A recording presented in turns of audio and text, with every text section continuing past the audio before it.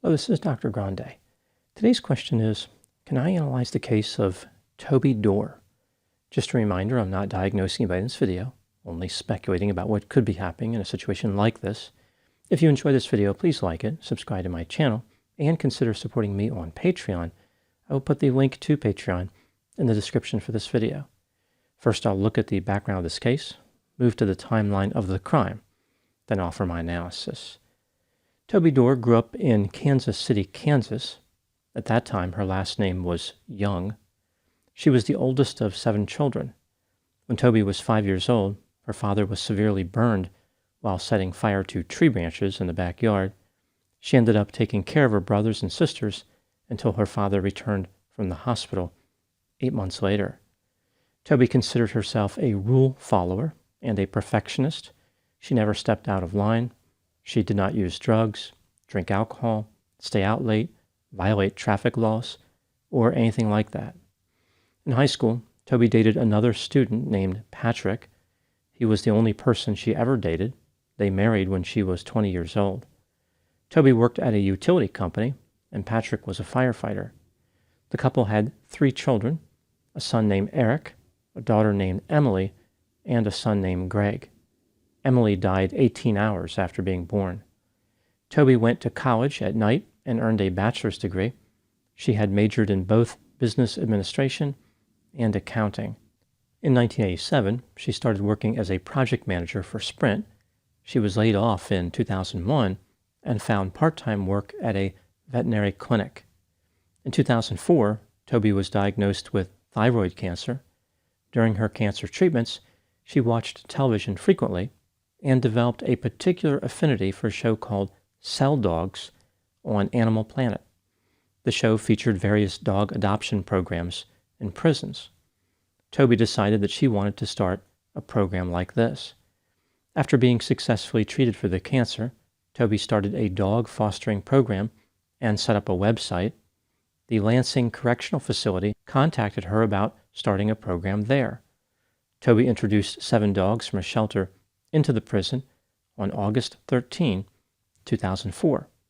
This was the beginning of the Safe Harbor Dog Prison Program. Many inmates were interested in caring for the dogs, and the program expanded. Toby left her job at the veterinary clinic and worked long hours on her canine-related project. She transported the dogs, facilitated adoptions, and showed inmates how to train the dogs. Toby was extremely busy. Everyone in the prison liked the program. It elevated the mood there. Now moving to the timeline of the crime. An inmate named John Maynard was granted approval to join Toby's Safe Harbor program. John was serving a life sentence for first-degree murder. He was involved in a carjacking in 1996, during which a man named Donald England was shot and killed. John didn't actually pull the trigger, but he was a participant in the crime. Under the felony murder rule, he was guilty of murder. Toby felt sorry for John, as if his penalty was too harsh. About a year after Toby and John met, he protected her from an inmate who was threatening her. After John escorted her to the prison gate, she called her contact in the warden's office and told him that she would continue to run the program, but she would never step foot in the prison again. The next day, her contact called her back and said that she could be escorted by John Maynard. Essentially, John could be her bodyguard. The warden would later say that Toby was never assigned a bodyguard, so here we see 2 different stories. Either way, Toby did come back inside the prison, and she spent a lot of time with John Maynard. She would later say that they had deep conversations about life and the world. On one occasion, Toby told John about spending all night in the hospital with her father, who was seriously ill. She explained how her husband Patrick did not drive her to the hospital. John asked Toby why she was married to Patrick. This question stayed on Toby's mind all night and the next day.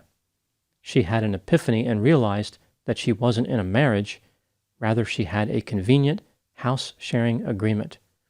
After this, Toby and John grew closer to one another. They were not allowed to have physical contact in prison, although occasionally their hands would touch when they were removing ticks from dogs. They were tickled pink by their tick-pulling, field-touching chemistry, but it was a ticking time bomb. John asked Toby if she would be with him romantically if he was not in prison. She told him that she would. John informed Toby that he wanted to escape to be with her. He repeatedly claimed that he loved her. Toby spent a lot of time thinking about various ways that John could escape from prison. Toby was never searched when entering the prison, therefore she was able to bring John a cell phone. They spent over 200 hours talking, plus sent many text messages. Toby's husband Patrick discovered one of the text messages, which read, "Good morning, baby, I love you." She told Patrick that it was a wrong number. Eventually, John started losing weight in an effort to fit into small cardboard boxes that were readily available at the prison. He was able to fold himself inside one of these boxes after losing 25 pounds. John had unintentionally invented some type of prison escape weight loss program. Toby and John now had an escape plan. John would climb into a box, and Toby would simply remove the box from the prison in her van. Toby withdrew over $42,000 from her retirement account and purchased a $5,000 used Chevrolet Silverado under the name Molly Rose. She told the salesman at the car dealership to send the registration to an address in Tennessee. It was for a cabin along a river in a rural area. John had rented the cabin using the cell phone that Toby smuggled into the prison. Toby put the pickup truck in a rented storage unit at a facility in Bonner Springs. This was about 14 miles from the prison. On February 12, 2006, 48-year-old Toby Dorr and 27-year-old John Maynard executed their plan. John folded into a cardboard box that was placed inside a dog crate. The dog crate was then loaded in the back of Toby's van, along with several dogs. Toby simply drove through the prison gate. Prison officials never bothered to search the van, even though they were required to search every vehicle leaving the prison. Toby drove to her house to place the dogs in her kennel. As she was doing this, John went into the house and took 2 pistols, a Glock 9mm and an AMT 380. He explained to Toby that they were carrying a lot of money and needed protection. The couple took the van to the storage area and retrieved the pickup truck. They stayed on back roads as they made their way to the cabin in Tennessee. They became lost because Toby forgot the file name of the map that she downloaded on her laptop. John flew into a rage. This startled Toby. She had never seen this side of him. A few minutes later, he was back to being nice. He pulled over at a diner so they could get directions. Eventually, Toby and John made it to the cabin, where they had sex. Toby would later suggest it was the best part of the adventure. The couple made several trips to various businesses in the area. On February 24, 12 days after the escape, they went to a mall movie theater in Chattanooga because John wanted to see a documentary about sharks. They did not realize that Chattanooga was in a different time zone. The shark movie had already started. They had to settle for a movie about lions. When the movie was over, they went to a barbecue restaurant. After eating, they went to a zoo, but it was already closed. There is a theme emerging that John was really interested in wildlife. The couple went to a Sears store to buy a GPS. It was in a mall about 100 miles south of Chattanooga. What the couple did not realize is that law enforcement knew where the cabin was because they tracked John's phone to that car dealership. And again, Toby gave that car dealership the address of the cabin so they could send the registration there. As Toby and John were exiting the mall, they were spotted by U.S. Marshals who were in the area. They started following the couple. Law enforcement officers tried to stop the pickup truck on the interstate, but John tried to evade capture.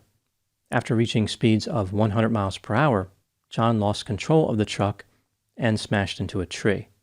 Toby and John were both arrested. Toby was charged with aiding and abetting aggravated escape, providing firearms to a felon, and taking contraband into a prison. She was sentenced to 27 months in prison.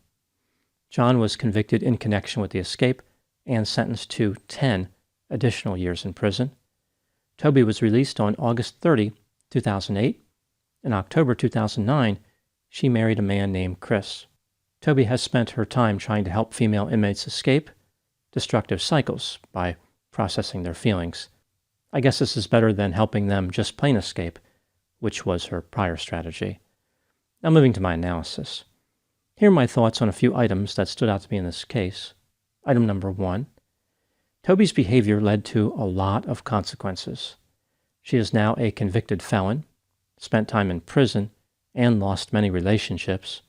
Her father died 8 weeks after she was arrested. Toby does not have contact with her 4 sisters, but her 2 brothers do speak to her. Toby's husband Patrick filed for divorce. The couple had been married for 28 years. He would later say that Toby is of no consequence to him.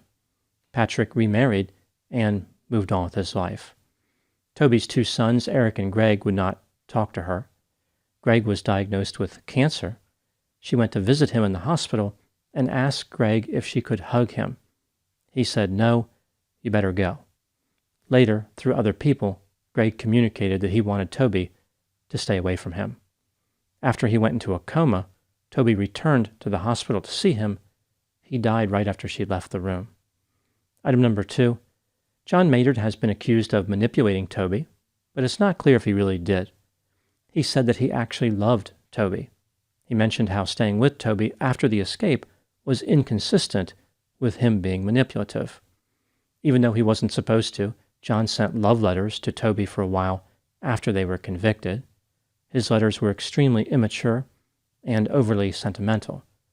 I don't think that John actually manipulated Toby. He probably believed that he was really in love with her.